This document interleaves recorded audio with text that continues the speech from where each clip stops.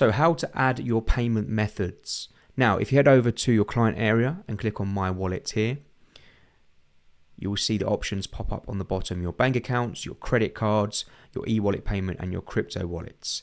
Now, you're going to choose the one that suits you, of course. So let's say, for example, we wanted to do your crypto wallets. If you click that option there and then click Add a Crypto Wallet, you're going to want to fill in the details as requested: your crypto wallet type, your wallet address, your wallet currency, and also you're going to want to fill in your information here as well.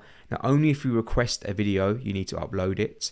If we do request for that video, make sure you do upload it in a zip file showing your full name or registered email, your wallet's QR code, and your address.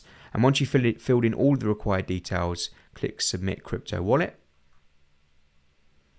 You can also do an e-wallet payment as well. So click here and click Add an e-wallet payment method. Again, fill in the details as required at the top: your online payment method owner's name, your payment method and type, your wallet address, and your billing information as well.